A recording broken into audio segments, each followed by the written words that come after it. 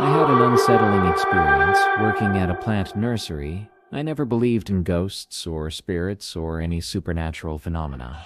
Growing up in the suburbs outside a mid-sized Midwestern city meant my life followed predictable patterns, school days that blended together, unremarkable part-time jobs, just the ordinary rhythms of a medium-town existence. I don't consider myself easily frightened. I'm the type who, upon hearing strange noises at night, assumes it's just the house settling or pipes rattling somewhere in the walls. Ghost tours and paranormal investigations never interested me, until the incident at the nursery. 2 years ago, I took time off from my environmental science degree because I felt directionless. My boyfriend Brendan supported my decision, but finances were tight. That's when I found work at a local plant nursery not far from our apartment. It was a substantial operation, much larger than those small garden centers attached to supermarkets. This place had dedicated buildings and an expansive greenhouse stretching nearly a quarter-acre behind the main storefront. We sold everything from common succulents to exotic ornamental grasses, hardy Midwest perennials, to delicate tropical blooms that required the heated sections of the greenhouse. My shifts typically began around 2 p.m., and I'd close the shop by 8 p.m. during summer months, earlier in autumn. The nursery featured a front parking lot, fenced perimeter, and that massive connected greenhouse which hummed with fans and irrigation systems. The air carried the rich scent of damp earth and fresh green leaves, a smell I initially found comforting. I loved working there at first. Learning about various plants solidified my interest in botany, and I considered shifting toward horticulture or plant sciences if I returned to school, something that gave me purpose. I never imagined I would experience something that would make me too terrified to set foot in that plant nursery ever again. The first incident occurred in late summer. The evenings were still warm, and customer traffic had slowed considerably. Brendan had stopped by as he sometimes did, bringing me a coffee and chatting while I prepared to close. He usually waited in the car once I began locking up and counting the register. On this particular evening, just after 7:30 p.m., the sky had transformed into that dusky purple twilight hue. Most customers had departed, and I'd flipped the sign to closed about 15 minutes earlier, to give myself time to organize everything before locking up. There were no lingering shoppers inside, at least, none that I was aware of. The greenhouse lights remained on, their fluorescent buzzing a constant background noise. We kept them illuminated until departure to avoid fumbling in darkness if we needed to check anything last minute. I was completing my closing routine in the main building, counting receipts and ensuring the front door was secured. Through the glass doors, I could see Brendan's silhouette in the car, head down as he scrolled through his phone. That's when I heard it. A soft humming sound. Initially, I thought one of the greenhouse fans might be malfunctioning, producing an unusual pitch. But as I listened more carefully, I realized it was a human voice, a gentle, throaty hum of some ancient melody I couldn't identify. Just a few notes repeating in an endless loop. The hair on my arms instantly stood erect. Something about that sound felt profoundly wrong in the silence of closing time.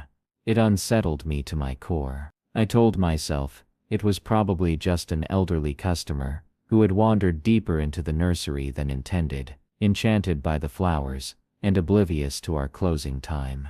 It wouldn't be the first time someone needed gentle guidance toward the exit after hours.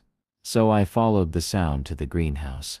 The interior was dimmer than during daylight hours, but the overhead lights still provided sufficient visibility. The space was vast and heavy with the scents of moist soil and fertilizer. My footsteps echoed against the cement walkway as I passed rows of potted geraniums, ferns and marigolds. The humming grew louder as I approached the section housing our premium perennials. And then I saw her. An elderly woman, extremely aged judging by her posture and the silvery bun at the nape of her neck. She stood with her back to me, leaning slightly over a display of small white flowers, carnations I believe. She wore a long, outdated dress that seemed inappropriately formal for gardening, like something from decades past. Her shoulders were hunched, hands appearing to busy themselves among the petals, in movements that seemed strangely unnatural. And she continued that eerie humming. "Excuse me, ma'am," I said softly, not wanting to startle her. "We're closed for the evening." The old woman didn't react. She just continued humming, and moving her hands in those disturbing, contorted motions. I stepped closer. "Ma'am, I'm sorry, but we've closed for the day. I'll have to ask you to come back tomorrow." I stopped mid-sentence, as an overwhelming sense of pure terror washed over me. It hit so suddenly, this feeling of absolute dread sinking into my very core. I can't adequately explain it. Every instinct screamed at me to get away from her. "Don't go near her." I broke into a cold sweat, my mouth turning desert dry. I could barely swallow. I attempted to speak again, but my voice faltered. "Ma'am." She just kept humming and tending to the flowers, as if I didn't exist. But somehow, I knew she was aware of my presence. The tension in the air told me she sensed me, standing there. My mind raced. This was no ordinary late shopper. The atmosphere in that greenhouse felt horrific, like pure malevolence flowing through the air. Never had I experienced such raw fear, without apparent cause. I backed away slowly at first, then turned and bolted for the door. I was panting as I emerged into the evening air, the cool dusk feeling like a splash of cold water on my face. I sprinted toward Brendan's car and yanked open the passenger door, startling him. He looked at me with wide eyes. "What's wrong?" "There's someone in the greenhouse," I managed between ragged breaths. "An old lady. She's not supposed to be in there." My words began tumbling out incoherently. Brendan tried calming me down. Okay, let's go check." He turned off the engine, got out, and together we walked back inside. I clung to his arm, feeling simultaneously foolish and terrified. He was taller and stronger than me, and I hoped this would turn out to be nothing more than a confused elderly woman. Inside, the greenhouse was now eerily silent. The humming had ceased entirely.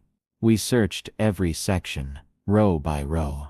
There was no sign of the old woman, anywhere. I checked all entrances and exits. They were locked exactly as I had left them. No one could have entered or departed without my knowledge.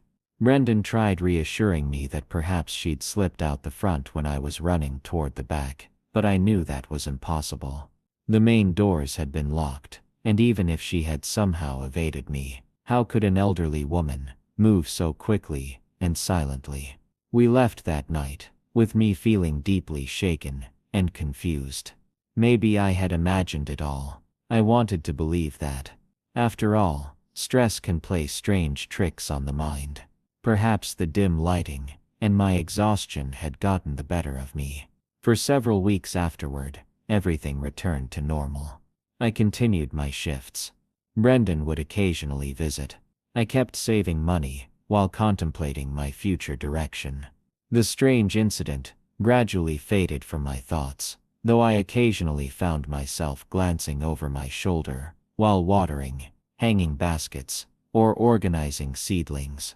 The greenhouse maintained its earthy aroma, and the plants remained indifferent to my lingering fears. Then came the second incident. Early autumn had arrived. The days were growing shorter. The nursery was transitioning to selling chrysanthemums and decorative pumpkins. This time I was completely alone. Brendan had a shift at his own job and couldn't visit, but I had the car and could drive myself home afterward. I remember the exact date because it followed our local fall festival. Customers had been inquiring about cold hardy plants all week. I began my closing routine around 7:45 p.m. I flipped the sign, locked the front door, and headed back to tidy the greenhouse. That's when I heard it again. The humming, that same haunting, ancient melody. My blood turned to ice. Every hair on my body stood on end. I felt physically ill, with fear and dread. I could have walked away, pretended I hadn't heard anything, locked the greenhouse, and left. But I couldn't depart, knowing something was inside. It was my responsibility to ensure the place was empty. The thought of confronting her again alone terrified me beyond words. But I had no choice. I had to know. I moved cautiously into the greenhouse. The humming originated from the same area as before, near the white carnations. I wondered if I would find her in the exact same position. Sure enough, as I passed through the rows, I glimpsed the back of her dress again. The old woman was there, humming, leaning over the flowers, as though no time had passed since that first night. The exact same posture, the exact same tune. My knees weakened, but I forced myself to speak. "Excuse me," I said, my voice trembling, despite efforts to sound firm. "I don't know who you are, but you can't be here after closing. You need to leave." She stopped humming. She froze, her back still to me. Her head slightly bowed. I held my breath. The silence became so profound, I could hear my heart pounding in my ears. I waited, but she didn't turn. Summoning what little courage remained, I took a few hesitant steps closer. "Ma'am," I said, struggling to keep my voice steady. "I'm calling the police, if you don't leave, right now." At that, a low chuckle emerged from her. It began softly, sounding like the gentle laugh of an amused grandmother. But with each passing second, it deepened, resonating, like a man's voice, echoing in a cave. The sound reverberated through the greenhouse, making the metal frames and glass panes vibrate slightly. My legs went numb. I could barely remain standing. Then, as if manipulated by invisible strings, the old woman began to straighten her posture. She moved with agonizing slowness, in the most unnatural manner, causing me to release an involuntary sob. Yet she didn't turn around. She just continued that horrible, deep laughter. It sounded like something inhuman, wearing a human disguise. I didn't wait to witness what might happen next. I turned and sprinted from the greenhouse, not daring to look back. I fumbled with my keys, dropping them twice in my panic, before finally unlocking the car. I rapidly secured the doors. My breathing came in short, painful gasps. Finally, the headlights illuminated the now darkened parking lot. I reversed, casting one final glance at the greenhouse before departing. Through the glass panes, I thought I glimpsed a figure standing in the darkness. But I couldn't be certain. Didn't want to be certain. That was my final encounter with her. A few days later, I resigned, claiming I wanted to refocus on my studies. That wasn't entirely untrue. I genuinely couldn't remain there, couldn't face that greenhouse again, after what I'd experienced. I avoided asking coworkers if they'd noticed anything unusual. Perhaps I feared learning I was losing my mind, or worse, discovering others had seen her too. Months passed. I eventually returned to college, focusing more intensively on botany. Strangely, those experiences at the nursery deepened my interest in plants. Maybe I needed to rationalize what I'd witnessed.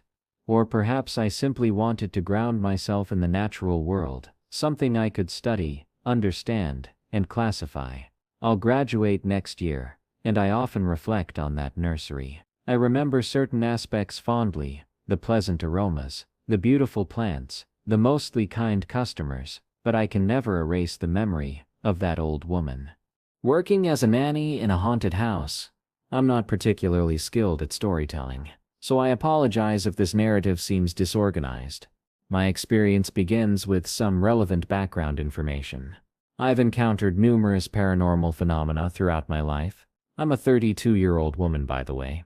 Many of these experiences occurred during my 20s, ranging from sleep paralysis to déjà vu, premonitions, auditory hallucinations, and even a consultation with a psychic who informed me I possess certain extrasensory abilities myself. I can't recall the specific terminology she used. These abilities typically fluctuate, and I exert no control over them. They manifest according to their own patterns. Back to my 20s, when I worked as a nanny for a particular family for approximately 18 months.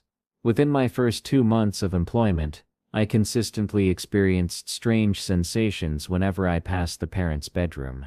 This happened daily.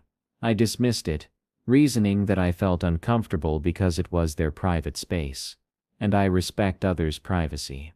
Interestingly, this discomfort never arose when the mother invited me into their room, only when I had no legitimate reason to be near that space. One afternoon, after putting their children aged 3 and 4 at the time down for their nap, I prepared to eat lunch. While eating, I heard footsteps traversing the floor above me. The parents' bedroom was directly above the kitchen. Thinking one of the children had awakened and forgotten the time, I went to investigate.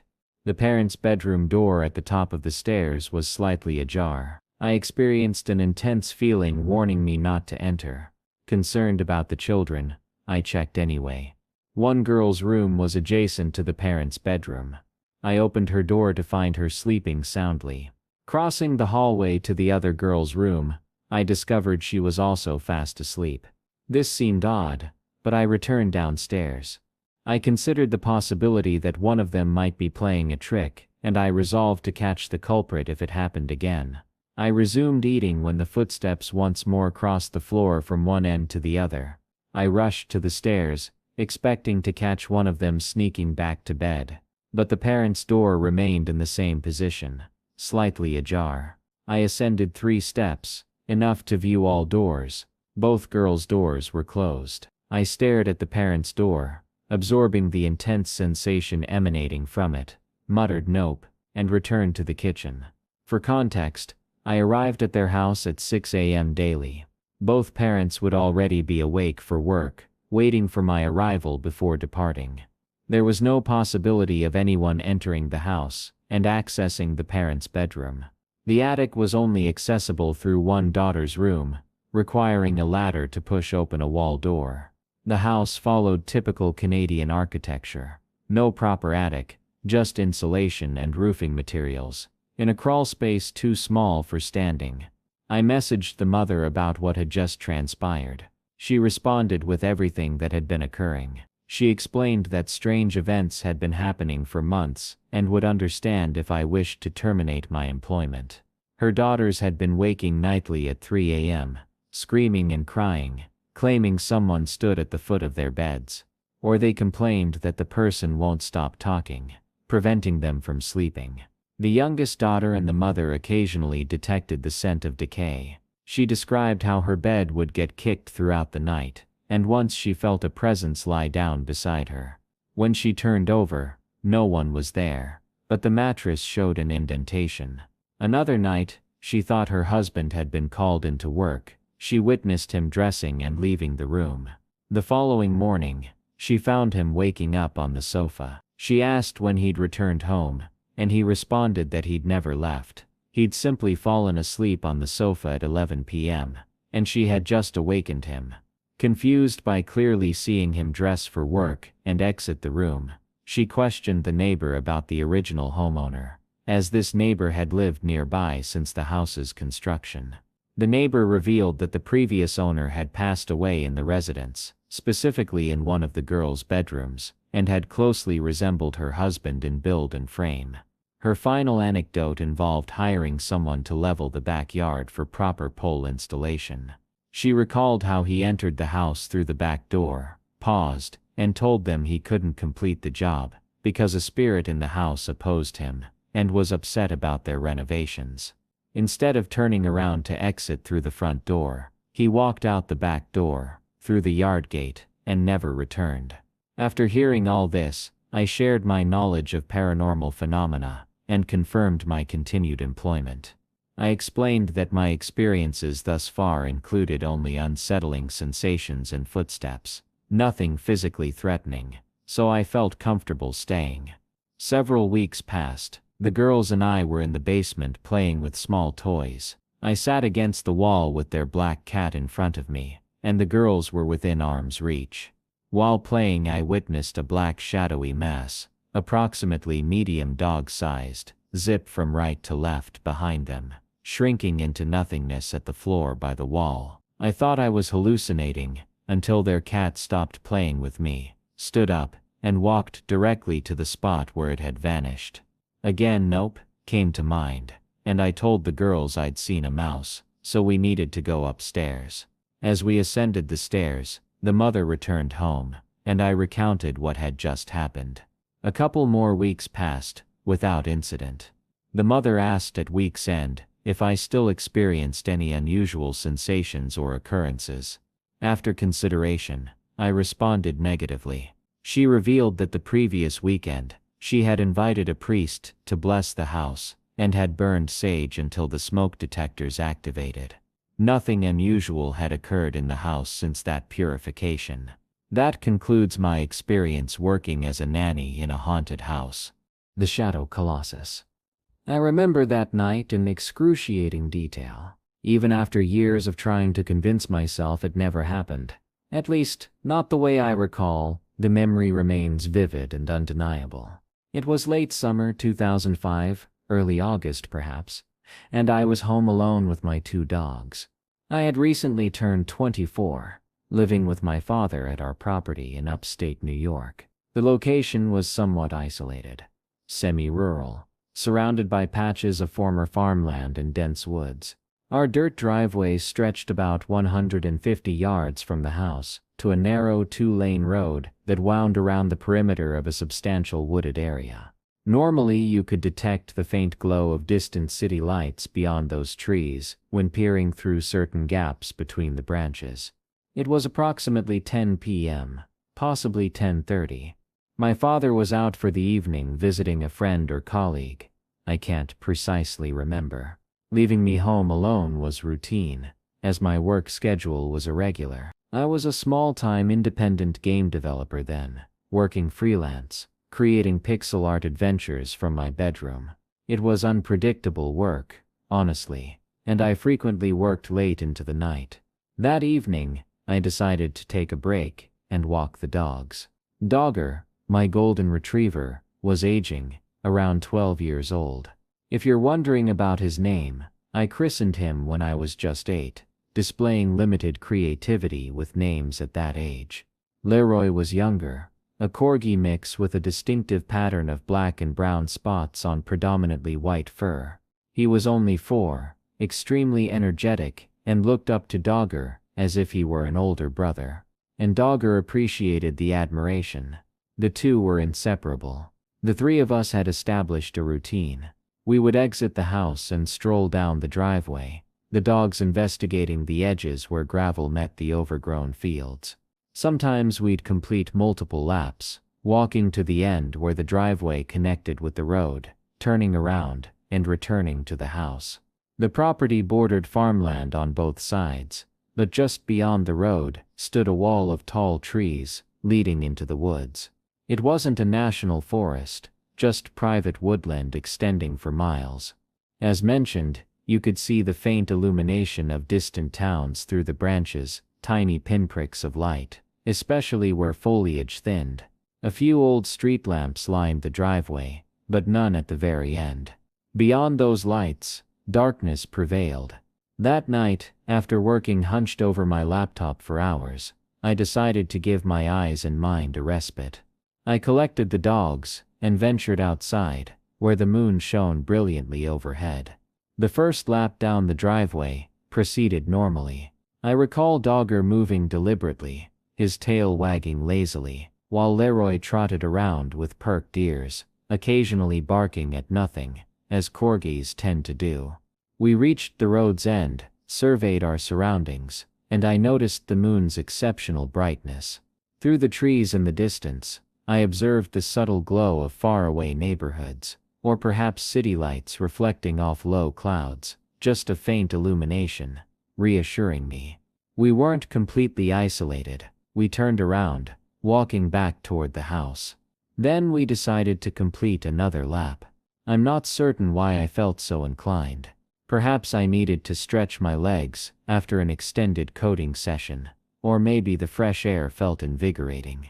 The second journey down the driveway is when everything changed. I noticed it almost immediately as we approached the driveway's end. Again, the forest appeared darker, but it wasn't merely dark, it was absolute blackness, a complete absence of light, as if someone had painted over the gaps between trees and branches with pitch. Normally I could distinguish those distant lights flickering through, or at least perceive some suggestion of depth between the trunks. But now it resembled a massive slab of black, positioned at the tree line, sealing off any indication of what lay beyond. I paused at the driveway's end, perhaps 10 or 15 feet from where the gravel met the paved road. I glanced upward. The moon remained visible, bright and full and beautiful, without clouds. I considered that my eyes might be playing tricks, or adjusting differently to the light. But that wouldn't explain the dog's reactions. Dogger, typically unflappable, pulled backward on his leash, whimpering low in his throat.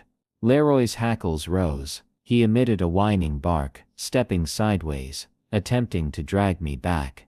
Both animals seemed to sense something I couldn't perceive.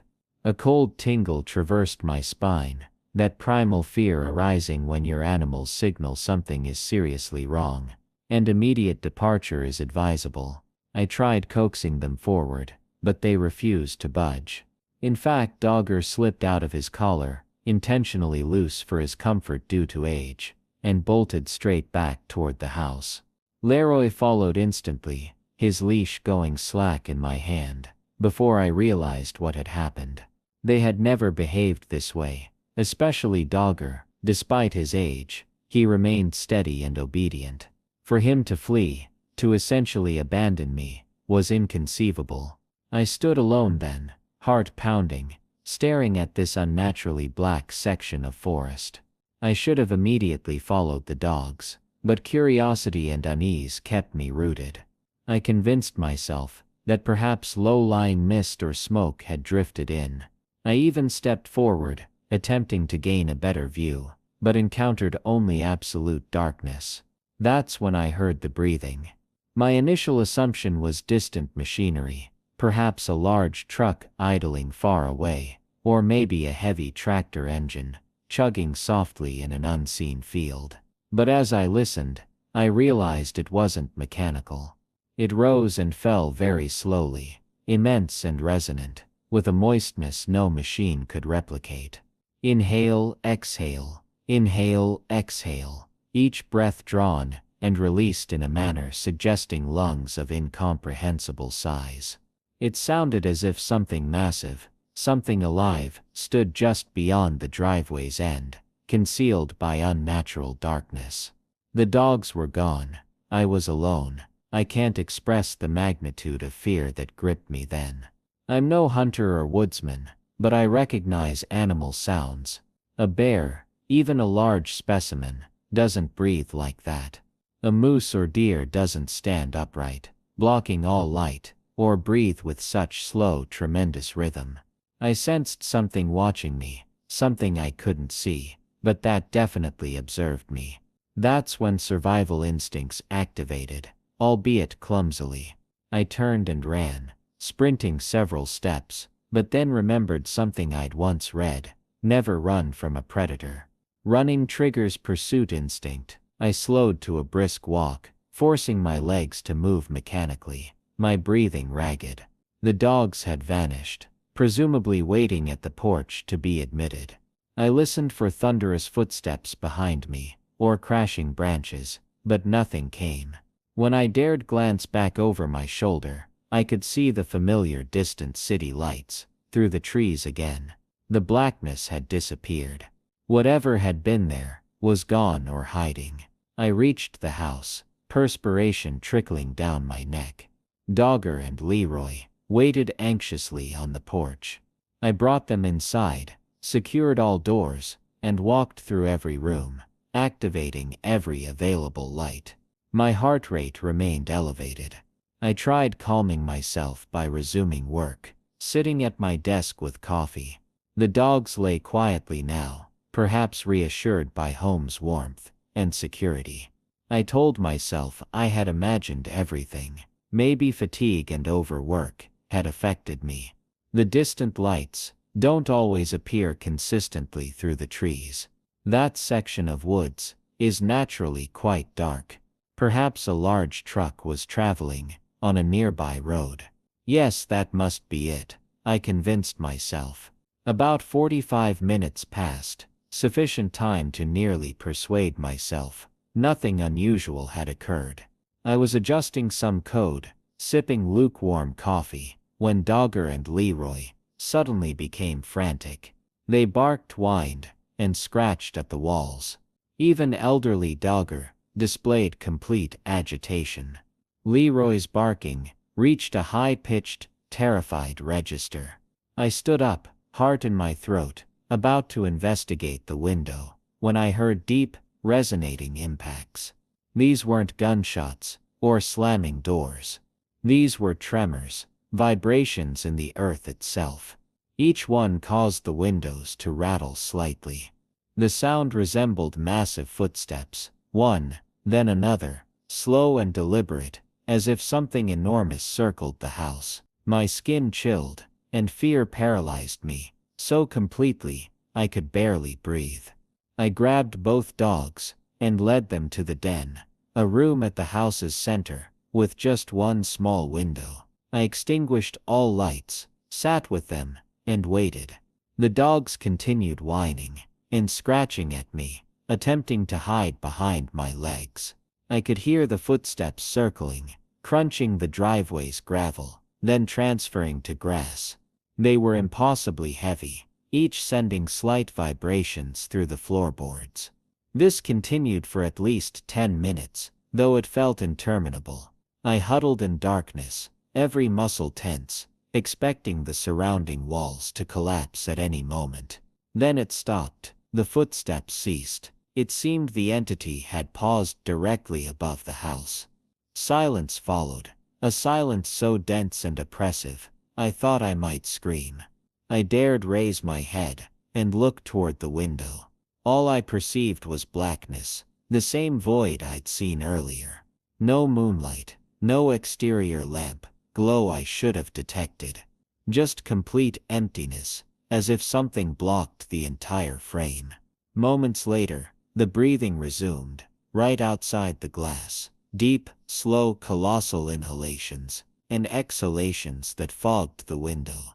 I heard the faint hiss of breath condensing on glass. A large oval of moisture spread across the pane. This indicated extreme proximity, as if the entity pressed its face against the window. I could only sit there, clutching the dogs, trying to remain silent. I closed my eyes, fighting tears. Eventually, the breathing faded. I waited, finally gathering courage to open my eyes. The window appeared normal again.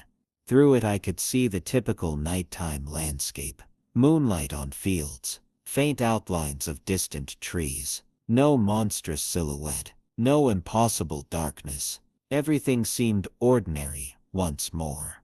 Still terrified, I remained in the den, with the dogs, huddled beneath a thick blanket. I didn't dare activate lights or approach the front door. I simply waited, breathing softly, my mind racing.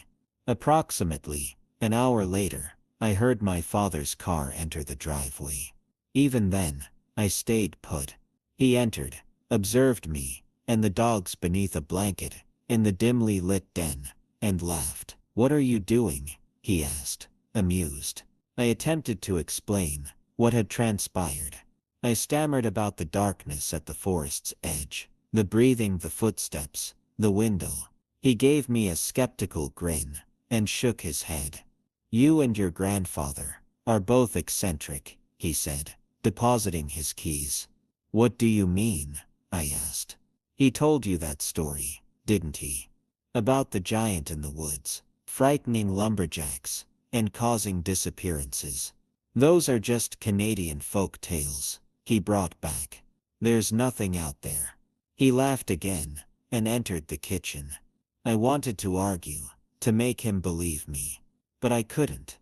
There's no way to adequately explain such an experience beyond my attempts.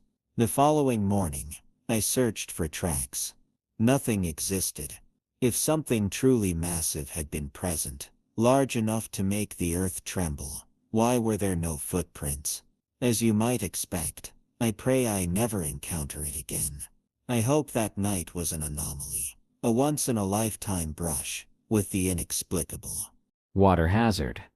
I have an unconventional occupation, to say the least. I'm a professional golf ball diver. The title is self-explanatory. I dive into lakes and ponds on golf courses to retrieve lost balls. It's demanding, filthy work, but surprisingly lucrative. I maintain contracts with various courses, allowing me to collect balls, which they clean, repackage, and resell. For each recovered ball, I earn a fee, usually 13 to 18 cents, depending on our arrangement. While this might seem minimal, hauling in 3,000 to 4,000 balls daily accumulates quickly.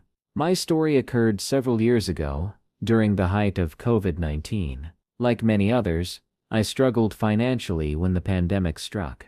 Golf courses closed during quarantine, instantly eliminating my income source. Though reasonably well paid, I live modestly, so even brief income disruption severely impacted my finances. After some time without work, I reluctantly turned to night hawking, illegal diving on courses. Being well established in the local golf community, I knew better than to trespass on operational courses. Discovery could destroy my career and reputation. Instead, I targeted abandoned facilities. Most people don't realize how many failed golf courses exist. Some are sold and converted into housing developments. Others simply revert to wilderness. Having been in the business long enough, I knew where many forgotten greens were located. I had even worked at some before they closed. Under cover of darkness, I would visit these abandoned courses, fill bags with balls and depart. These locations were virtual treasure troves, untouched for years, with countless balls awaiting collection from pond bottoms. The process was almost effortless. After avoiding one particular abandoned course for some time, I finally decided to explore it. This facility had been abandoned much longer than others, and for good reason. Besides being completely overgrown, it bordered swampland that complicated access. This course had been constructed in a remote location,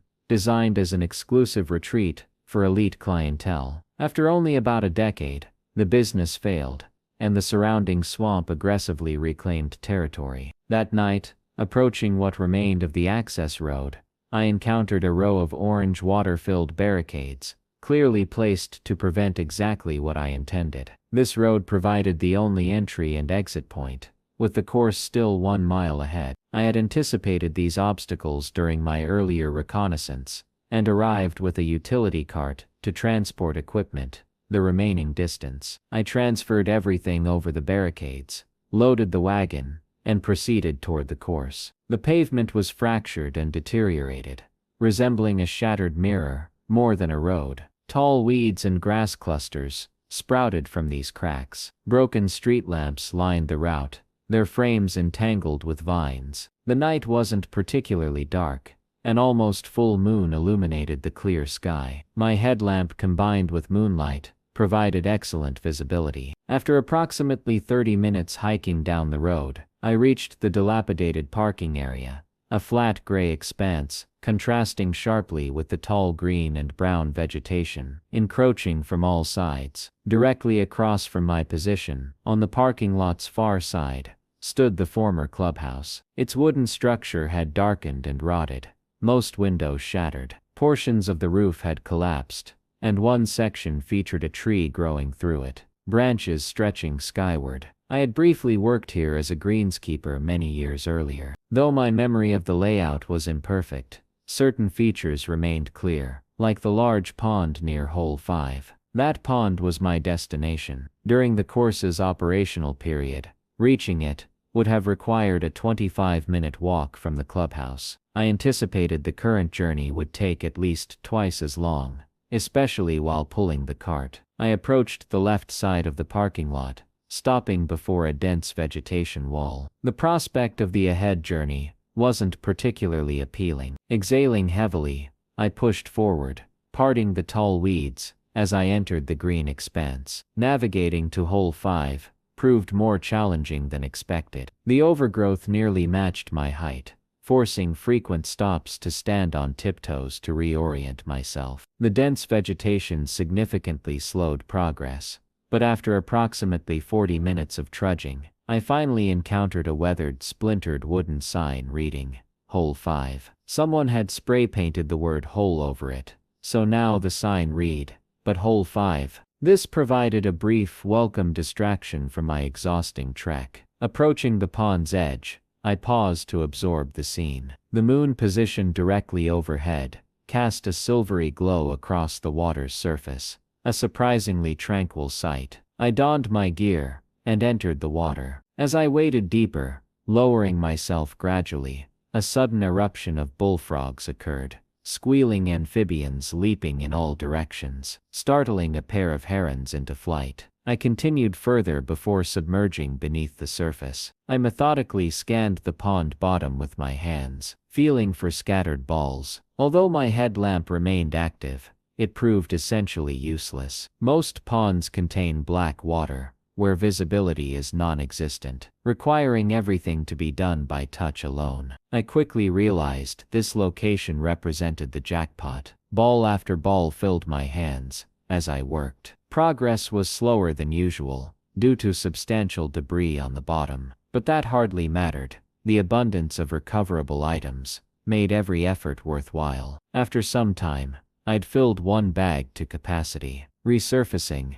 I secured a second bag and ventured farther before diving under again. As I reached the bottom and began feeling along the muck, my hand struck something hard, covered with lumpy growths. Curious, I traced its contours, following a curved edge that led to a larger, smooth surface. After moments of exploration, recognition dawned. I had discovered a golf cart. The absurdity struck me immediately. How someone managed to drive it this far into the pond defied comprehension. As I continued examining my unexpected discovery, I suddenly felt a powerful rush of movement pass close by. It was fast and massive. Having spent years diving, I recognized the sensation of large fish. This was entirely different. Without question, it was an alligator. I'd anticipated this possibility. Alligators frequently inhabit ponds on operational courses, so encountering one here seemed inevitable. While dangerous, alligators typically won't attack underwater, unless cornered or provoked. This meant caution was necessary, but immediate danger unlikely. Surfacing presented the real hazard. That's when attack risk increases dramatically. I pushed away from the golf cart and sank back into the muck, resuming my search. My limbs felt noticeably stiffer now,